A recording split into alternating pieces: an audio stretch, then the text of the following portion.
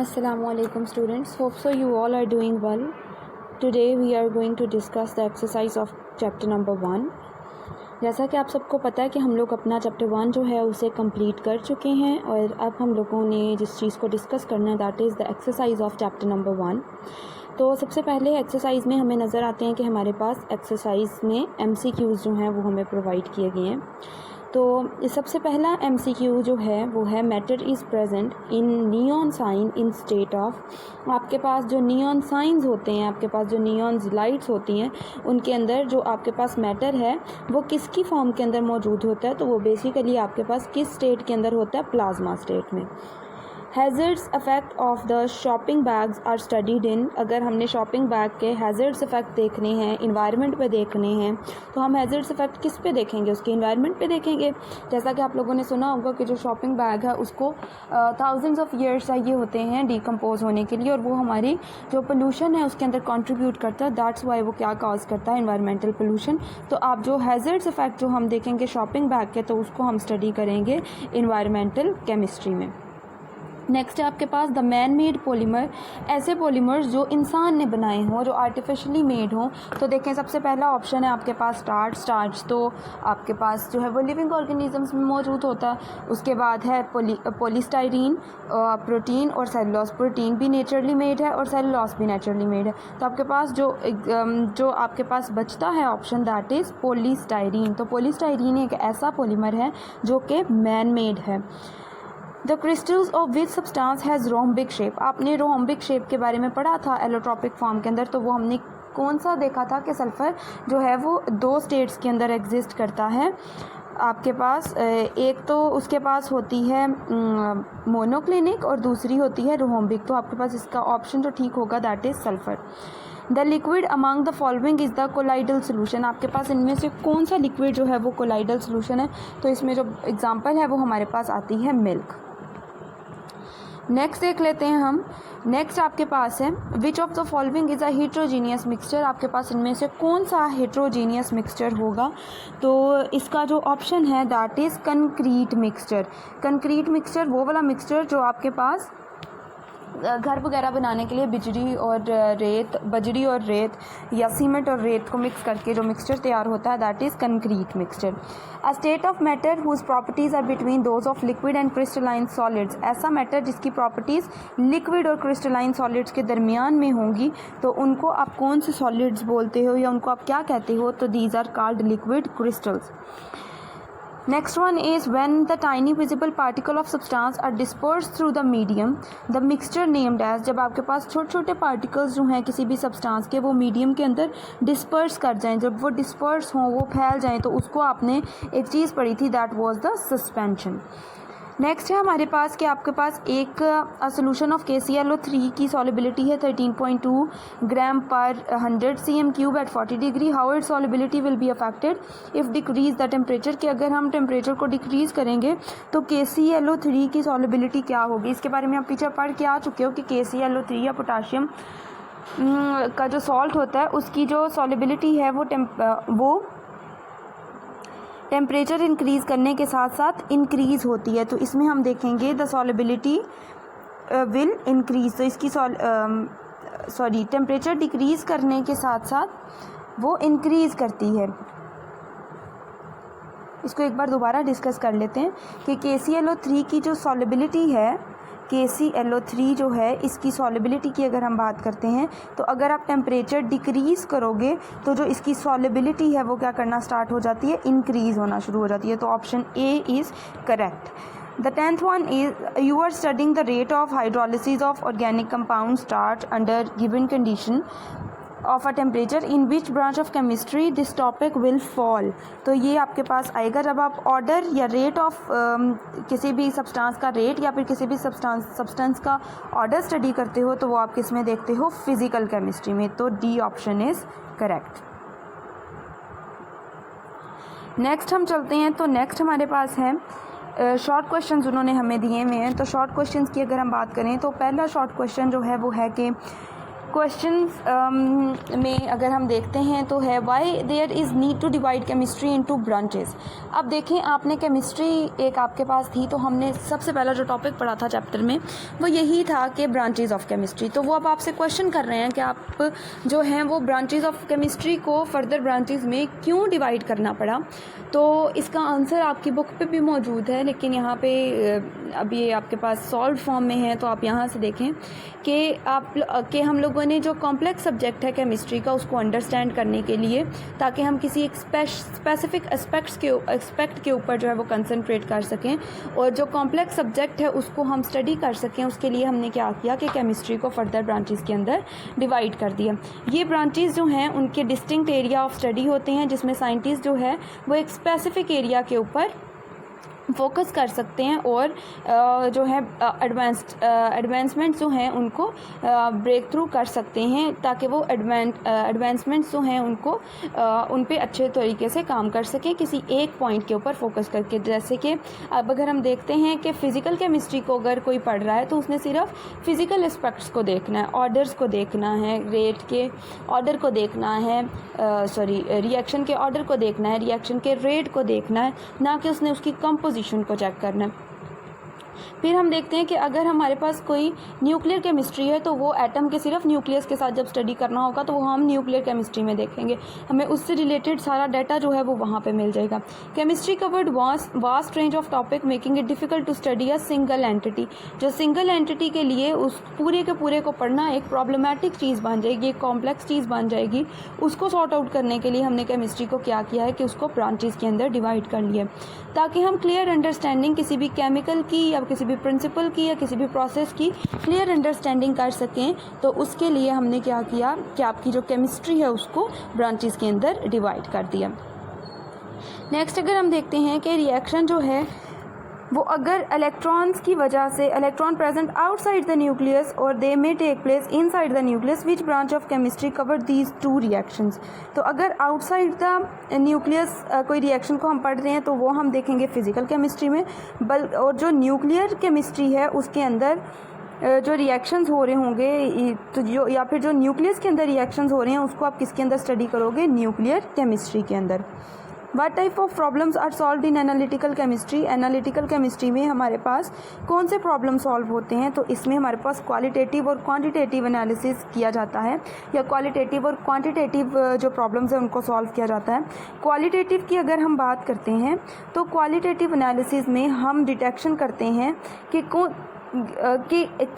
कौन से एलिमेंट्स मौजूद हैं किसी कंपाउंड के अंदर, इसमें हम सॉल्ट एनालिसिस कर लेंगे। और क्वांटिटेटिव एनालिसिस में हम देखेंगे, डिटरमाइन करेंगे या डिटर्मिनेशन करेंगे रिलेटिव कंपाउंड्स की, relative amounts of all elements present in a compound, जैसे कि हम इसमें कंबशंस का एनालिसिस करें। या इसी का आंसर आपके पास जो हमने फर्स्ट ब्रांचेस ऑफ केमिस्ट्री पढ़ी थी उसके अंदर ही मौजूद होगा। उसके लिए आप और तरह से इस तरह से बता सकते हैं कि आपके पास जो एनालिटिकल केमिस्ट्री है उसमें आप जो है सेपरेशन, आइडेंटिफिकेशन या determination of concentration of components जो प्रेजेंट होते हैं किसी भी सब्सटेंस के अंदर या किसी भी कंपाउंड के अंदर, उसको आप स्टडी करते हैं। नेक्स्ट हम देखते हैं, नेक्स्ट है हमारे पास कि both graphite and graphenes have hexagonal layer structure, what is the difference. तो उनमें डिफरेंस क्या है हमने ये देखना है। तो अगर हम ग्रेफाइट की बात करते हैं तो इसका लेयर स्ट्रक्चर होता है एज़ वी ऑलरेडी नो, और ये इंटर लेयर स्पेसिंग होती है इसके अंदर इंटर लेयर स्पेसिंग होती है और इसका लेयर स्ट्रक्चर होता है। जबकि ग्राफीन जो है ये सिंगल लेयर्ड होता है और इसके एटम के अंदर जो इंटर लेयर स्पेसिंग है वो भी बहुत कम होती है। नेक्स्ट हम देखते हैं, नेक्स्ट है कि there are weak van der Waals forces. इसमें जो वॉन्डरवॉल फोर्सेस हैं वो बहुत वीक होती हैं इनकी लेयर्स में। लेकिन अगर हम ग्राफीन की बात करते हैं तो ग्राफीन के अंदर स्ट्रॉन्ग कोवलेंट बॉन्ड्स जो हैं वो मौजूद होती हैं एक ही लेयर के अंदर। ये सॉफ्ट होता है, स्लिपरी होता है और गुड इलेक्ट्रिकल कंडक्टिविटी कराता है। जबकि हमारे पास ग्राफीन जो है ये टफ़ होता है, फ्लेक्सिबल होता है और एक्सेप्शनल इसकी बहुत ज़्यादा इलेक्ट्रिकल कंडक्टिविटी जो होती है वो मौजूद होती है। उसके बाद इसको कैटालिस्ट या लुब्रिकेंट या फिर पेंसिल्स में यूज़ किया जाता है, जबकि ग्राफीन्स को इलेक्ट्रॉनिक्स में, बायोमेडिसिन्स में, ट्रांजिस्टर्स में या लॉजिक सर्किट्स के अंदर यूज़ किया जाता है। नेक्स्ट अगर हम देखें तो हमारे पास है कि why are supercritical fluids जो हैं वो इम्पॉर्टेंट क्यों होते हैं।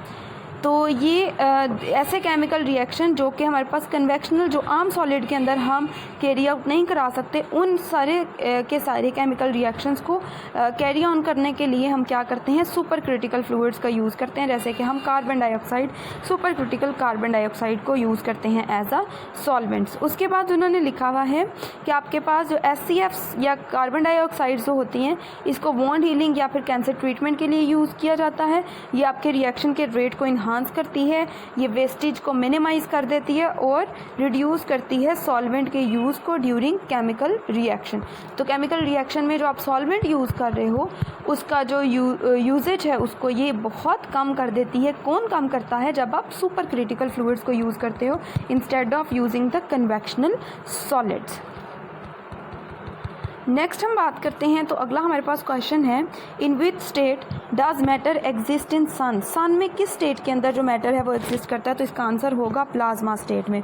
इसमें हाइड्रोजन, हीलियम और दूसरे एलिमेंट्स मौजूद होते हैं जो कि आयोनाइज्ड स्पीशीज़ होती हैं।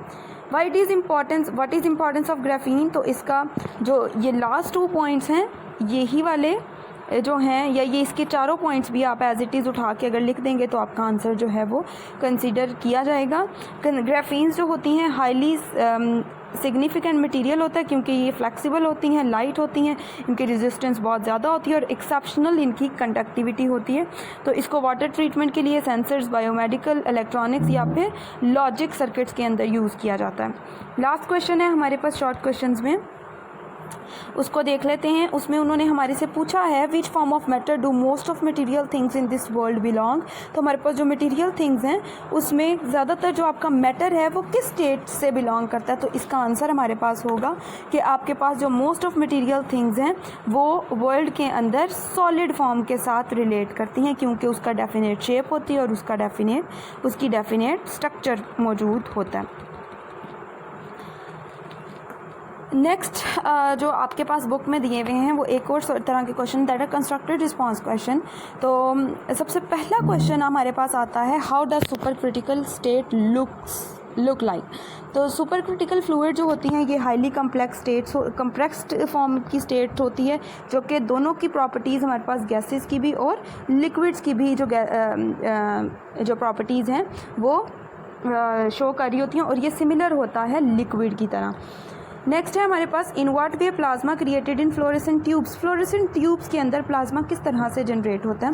तो प्लाज्मा जनरेट होता है बाय जो गैस उसके अंदर डाली हुई होती है वो आयोनाइज हो जाती है। इसके अंदर फोटॉन्स, आइंस और इलेक्ट्रॉन्स जो हैं वो मौजूद होते हैं।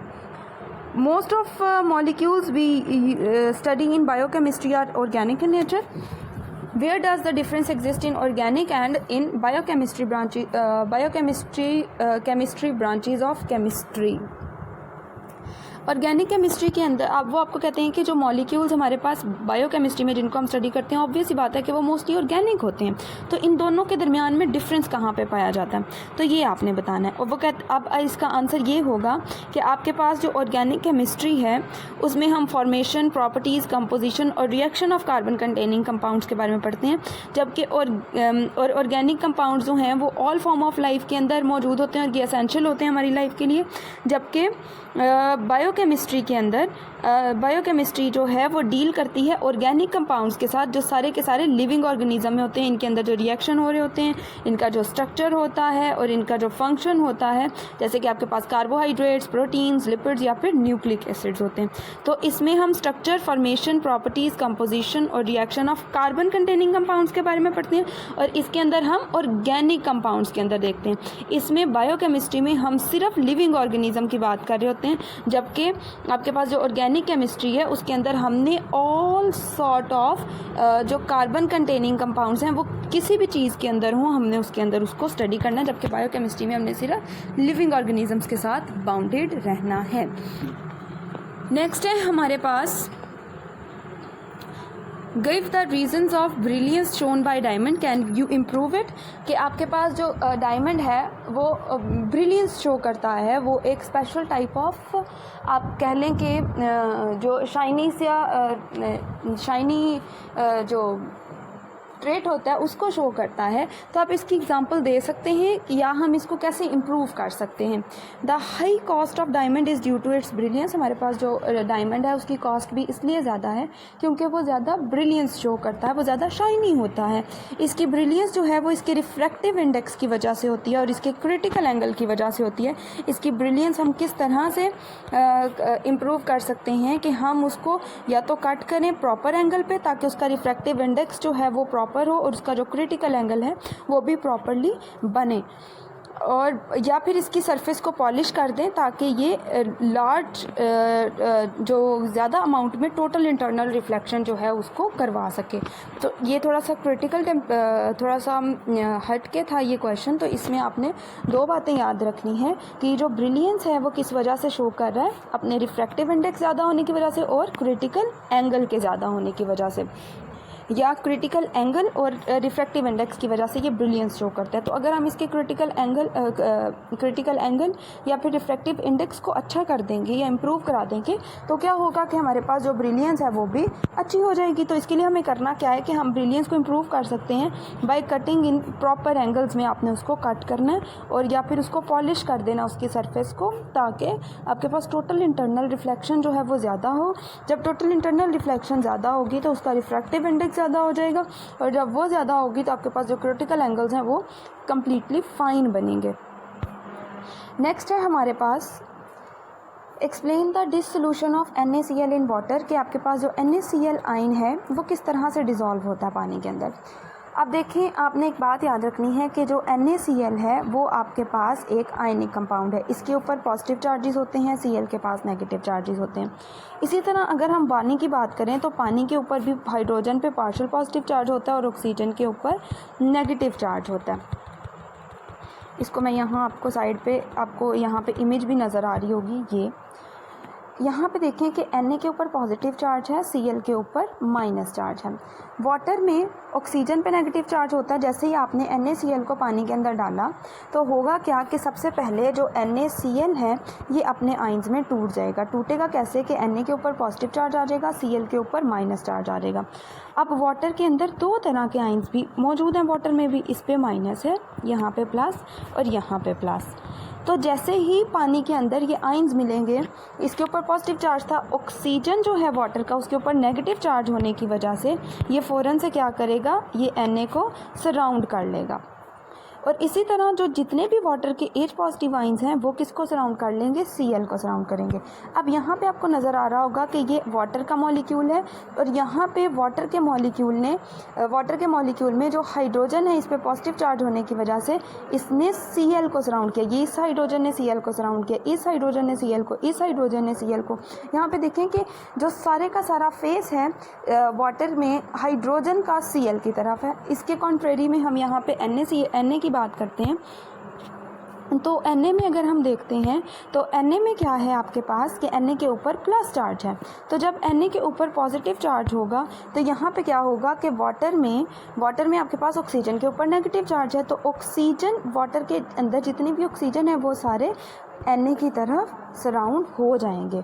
तो इस वजह से क्या होगा, आपके पास जो NaCl है वो वाटर के अंदर ऐड हो जाएगा या डिज़ोल्व हो जाएगा। अब इसके क्वेश्चन इसको प्रॉपर वे में हमने किस तरह से डिस्क्राइब करना है उसको देख लेते हैं। जब NaCl को आप पानी के अंदर डिज़ोल्व करते हैं तो ये रेडिली डिज़ोल्व हो जाता है क्योंकि जो अट्रैक्टिव इंटरेक्शन है वो आयंस ऑफ NaCl और जो पोलर मॉलिक्यूल है वाटर का वो स्ट्रॉन्ग होता है। क्यों स्ट्रॉन्ग होता है या किस तरह से स्ट्रॉन्ग होता है, ताकि क्या होता है कि आपके पास जो पोलर मॉलिक्यूल, वाटर का जो पोलर मॉलिक्यूल है और जो NaCl का आयनिक कंपाउंड है, इनके दरमियान में जो इंटरेक्शन मौजूद है वो स्ट्रॉन्गर है एज़ कम्पेयर टू जो NaCl के आयंस के अंदर जो है वो जो फोर्स ऑफ अट्रैक्शन मौजूद हैं या वाटर के आइंस के अंदर या वाटर के मॉलिक्यूल में जो अट्रैक्टिव फोर्सेस मौजूद हैं, तो होता क्या है कि जैसे ही NaCl को पानी के अंदर डाला जाता है तो यहाँ पे फोर्स ऑफ अट्रैक्शन ज़्यादा होने की वजह से Na अपने आइंस में टूट जाता है, वाटर अपने आइंस में टूट जाता है और ये ऑपोजिटली चार्ज एक दूसरे को सराउंड कर लेते हैं। NaCl ion in solid NaCl crystals. अब यहाँ पे हम देखते हैं कि क्या बताया गया है।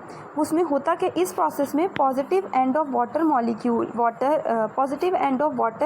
Dipole is oriented towards Cl ion and the negative end of water dipole is oriented towards Na ion. जो नेगेटिव एंड है वाटर का वो पॉजिटिव Na की तरफ चला जाता है और जो पॉजिटिव एंड है वाटर का वो नेगेटिव Cl की तरफ चला जाता है। These ion dipole interaction between Na ion and water molecule, Cl ion and water molecule are so strong that they pull these ion from their position and NaCl crystal and thus NaCl dissolve हो जाता है। ये जो इनके दरमियान में जो force of attraction बनी है NaCl के और पानी के दरमियान में, NaCl के आइंस और पानी के डाइपोल्स के दरमियान में, तो उसको हम क्या बोलते हैं, water ion dipole attraction. Ion dipole attraction जो बनी है वो इतनी स्ट्रॉन्ग होती है कि वो NaCl को और वाटर के जो मॉलिक्यूल्स हैं उनको अपनी अपनी पोजीशन से हटा के एक दूसरे के अंदर डिज़ोल्व कराने में हेल्प आउट करती हैं। अब नेक्स्ट अगर हम क्वेश्चन देखते हैं तो नेक्स्ट क्वेश्चन है हमारे पास, why do different compound have different solubilities in water at a particular temperature. Different compounds की डिफरेंट सॉलिबिलिटीज़ पानी के अंदर क्यों होती हैं डिफरेंट टेम्परेचर्स पे या किसी पर्टिकुलर टेम्परेचर पे। तो इसकी अगर हम बात करते हैं तो यहाँ पे हमें बताया हुआ है कि जो सॉलिबिलिटी है वो डिपेंड करती है, जो आपके पास सॉलिबिलिटी है वो डिपेंड करती है सोल्यूट सॉल्वेंट इंटरेक्शन पे। जो सोल्यूट और सॉल्वेंट का इंटरेक्शन है वो कैसा है। अगर सोल्यूट और सॉल्वेंट का interaction are greater than solubility, अगर सोल्यूट और सॉल्वेंट का इंटरेक्शन स्ट्रॉन्ग है या ग्रेटर है तो आपके पास जो सॉलिबिलिटी है वो भी क्या होगी, ग्रेटर होगी। और अगर सोल्यूट और सॉल्वेंट का इंटरेक्शन आपस में वीक है, वो चीज़ उसमें डिज़ोल्व नहीं हो सकती, तो फिर सॉलिबिलिटी भी क्या होगी, वीक होगी। वाइस वर्सा का मतलब आगे ये है। जैसे अभी हमने एग्जांपल पढ़ी NaCl की, तो ये एक दूसरे के अंदर ज़्यादा सॉलिबल होते हैं। तो जैसे और या फिर हम बात करते हैं ऑयल और वाटर की, तो यहाँ पे देखें वाटर हमारे पास सॉल्वेंट था और जो ऑयल है वो हमारे पास सोल्यूट है, ऐसे ही है। तो अब होगा क्या कि सोल्यूट और सॉल्वेंट का इंटरेक्शन तो बहुत वीक है, तो जब ये वीक होगा तो सॉलिबिलिटी भी क्या हो जाएगी, वीक हो जाएगी या फिर कम हो जाएगी। So different type of solute have different type of solubility, different type of solute have different type of solute solvent interaction at a particular temperature। हमारे पास क्वेश्चन है कि why NaCl can be crystallise from water just like KNO3। अब वो कहते हैं कि जो NaCl है, नमक है, उसको आप पानी के अंदर से क्यों क्रिस्टलाइज करा सकते हो। तो देखें NaCl हमारे पास क्या है, एक आयनिक कंपाउंड है। NaCl हमारे पास आयनिक कंपाउंड है जैसे कि NO3 है। ये पानी के अंदर सॉल्युबल हो जाता है रूम टेम्परेचर पे, लेकिन जैसे ही हम टेम्परेचर को when temperature is lowered it can crystallise from water due to their solubility decrease at lower temperature like Dead Sea. वो कहते हैं कि आपके पास जैसे ही इसका टेम्परेचर लो किया जाता है तो नमक क्या करता है, सॉल्युबिलिटी उसकी डिक्रीज़ हो जाती है। तो जैसे ही वो डिक्रीज़ होती है तो आपके पास क्या होता है कि जो पानी है वो क्रिस्टलाइज आउट कर देता है NaCl को। Why graphite is slippery to touch, which property of graphite enable it to use as a lubricant. Graphite जो है वो स्लिपरी होता है जब उसे टच किया जाता है, क्योंकि इसके अंदर क्या चीज़ देखें, इसमें लेयर्स होती हैं, ऐसे इसके मॉलिक्यूल एक दूसरे के ऊपर पाइल्ड अप होते हैं। तो जैसे ही इसके ऊपर लेयर्स होती हैं तो आप क्या करते हो कि ये जो लेयर्स हैं ये स्लिपरी जो हैं इसके अंदर इफेक्ट प्रोड्यूस करती हैं। कार्बन एटम्स जो हैं वो अरेंज होते हैं हेक्सागोनल लैटिक्स की फॉर्म में, वेयर ईच कार्बन एटम जो है वो बॉन्ड करता है, वो बॉन्ड बनाता है 3 अदर कार्बन एटम्स के साथ, और ये flat sheet of interconnected hexagons बनाते हैं। तो these layers are held by weak forces. अब अगर मैं आपको इसका आंसर बताऊं तो आप इसका आंसर इस तरह से लिख सकते हैं कि graphite is slippery to touch because it is made up of layer of carbon atom arrange in a hexagonal lattice. और फिर हम इसको यहाँ से अगर हम ये ना भी ऐड करें तो that's enough. These layers are held by weak forces. As a result, each layer can slide over the other. Due to its structure, graphite is slow. Graphite is soft and slippery. तो हम इसको इस तरह से बता सकते हैं कि हमारे पास जो ग्रेफाइट है वो लेयर्ड स्ट्रक्चर होता है। तो जो लेयर्ड स्ट्रक्चर है, अगर हम लेयर्ड स्ट्रक्चर की बात करते हैं तो लेयर्ड स्ट्रक्चर में क्या होता है कि आपके पास ये कार्बन जो है वो प्रॉपर हेक्सागोन्स की फॉर्म में अटैच हैं, और इनकी जो लेयर्स हैं वो स्लिप पास कर सकती हैं एक दूसरे से। तो जैसे ही वो स्लिप करेंगी तो इस या स्लाइड ओवर करेंगी, तो इस स्ट्रक्चर की वजह से ये जो है अब आपके पास जो ग्रेफाइट है वो सॉफ्ट भी होता है और स्लिपरी भी होता है। नेक्स्ट हमारे पास डिस्क्रिप्टिव क्वेश्चंस हैं। डिस्क्रिप्टिव क्वेश्चन में जो क्वेश्चन नंबर 1 है, अगर उसको हम देखते हैं तो वो आपके पास है कि मेंशन करें the name of branch of chemistry in which you will study the following topics. उन्होंने हमें टॉपिक्स बता दिए और उन्होंने कहा है कि आप हमें बताएं कि आप ये कौन सी ब्रांच ऑफ केमिस्ट्री में स्टडी करेंगे। सबसे पहले रेट ऑफ रिएक्शन। तो ये बात याद रखें कि जब भी रेट की बात होगी तो वो आपने फिजिकल केमिस्ट्री में पढ़ना है। रेट हो या फिर कोई ऑर्डर ऑफ रिएक्शन हो तो वो आपने किस में स्टडी करना है, रेट का वर्ड आ जाए या फिर ऑर्डर का वर्ड आ जाए तो वो आपने फिजिकल केमिस्ट्री के अंदर ही स्टडी करना है। उसके बाद नेक्स्ट क्वेश्चन है डाइजेशन ऑफ नेक्स्ट क्वेश्चन है आपके पास digestion of food in human body. Human body के अंदर आप देखें यहाँ पे ह्यूमन बॉडी की बात आ गई, लिविंग ऑर्गेनिज्म की बात आ गई, तो ये आप बायोकेमिस्ट्री में जो है उसको स्टडी करेंगे। प्रॉपर्टीज़ ऑफ प्लाज्मा की प्रॉपर्टीज़ आपने देखनी है। तो प्रॉपर्टीज़ तो हमें फिजिकली नज़र आती हैं, तो ये आपके पास किस केमिस्ट्री में होगा, फिजिकल केमिस्ट्री में। नेक्स्ट है इकोसिस्टम आपकी इन्वायरमेंट के साथ रिलेट करता है, तो इसको आप स्टडी करोगे इन्वायरमेंटल केमिस्ट्री के अंदर। Reaction taking place during firework के अंदर जो रिएक्शन हो रहा होता है वो बेसिकली पोटाशियम की वजह से हो रहा होता है, या फिर इसी तरह के जो ग्रुप 1 के मेटल्स होते हैं मोस्टली उनकी वजह से हो रहा होता है। तो ये सारे एलिमेंट्स वो हैं जिनमें कार्बन नहीं मौजूद होता। तो जब कार्बन मौजूद नहीं होता तो वो हम स्टडी करते हैं इनऑर्गेनिक केमिस्ट्री में। नेक्स्ट है measurement of absorption of wavelength with the help of ultraviolet spectrophotometer. अब इसमें आपने एनालिसिस करना है, तो फिज़िकल केमिस्ट्री जो है वो मेजरमेंट के बारे में बताएगी with the help of spectrophotometer, या फिर जो स्पेक्ट्रोफोटोमीटर है वो आपके पास एनालिटिकल का इक्विपमेंट है, तो इसका आंसर एनालिटिकल केमिस्ट्री भी हो सकता है। नेक्स्ट है आपके पास what are allotropic form, explain the allotropic form of carbon and sulphur, how does gold differ from the diamond.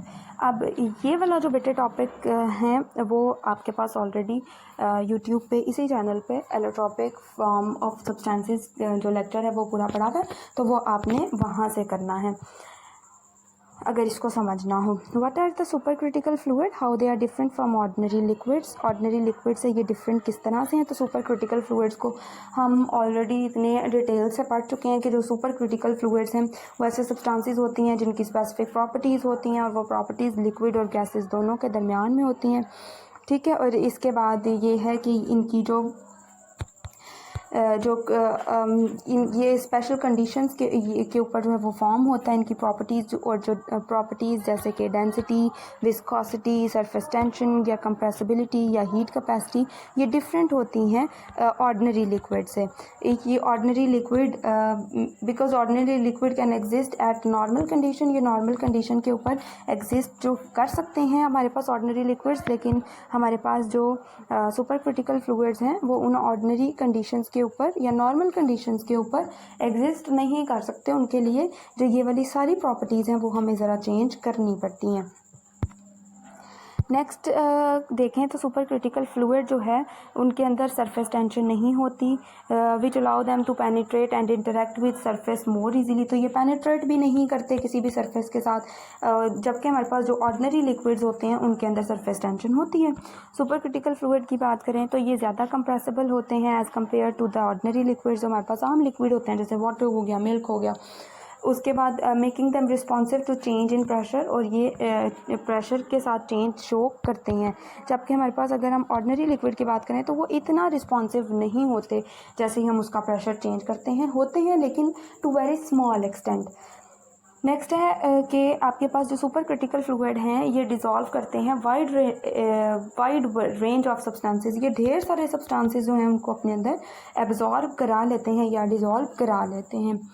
Next है define solubility of solute, how does solubility of solute change with increase in temperature. तो इस video से जो पिछला lecture जो है आपके पास इसी यूट्यूब चैनल के ऊपर मौजूद है, तो उसमें ये डिटेल से जो है वो डिस्कस ऑलरेडी हो चुका है। तो अगर आपको इस क्वेश्चन को समझना है या इसके आंसर को देखना है तो आप वहाँ से वो वीडियो देख सकते हैं। I will connect the link of that video with this video to.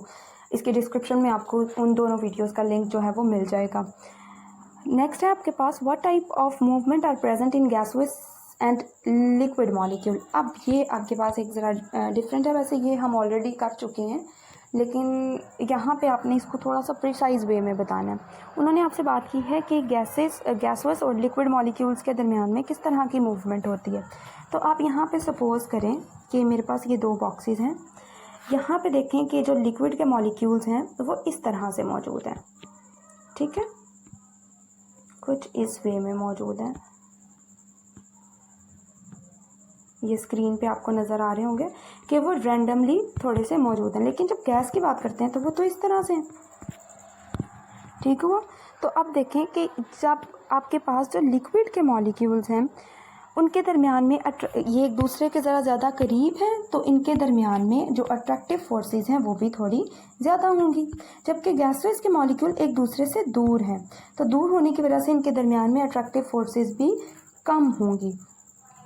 इस डायग्राम को आप ज़रा जहन में रखें। अब हम आगे देखते हैं कि हमारे पास हमने इसको आंसर किस तरह से करना है। तो अब अगर हम देखते हैं गैस मॉलिक्यूल्स को, तो गैस मॉलिक्यूल्स में निग्लिजिबल अट्रैक्टिव फोर्सेस होती हैं, जैसा मैंने यहाँ पे बनाया कि गैस के मॉलिक्यूल इस तरह से मौजूद हैं, बहुत दूर दूर हैं एक दूसरे से, तो इनमें निग्लिजिबल मतलब ना होने के बराबर अट्रैक्टिव फोर्सेस हैं। इनके मॉलिक्यूल एक प्लेस से दूसरी जगह बड़ी easily by the process of effusion या वाइब्रेशनल मूवमेंट या रोटेशनल मूवमेंट या ब्राउनियन मूवमेंट, किसी भी मूवमेंट के थ्रू ये एक जगह से दूसरी जगह जा सकते हैं।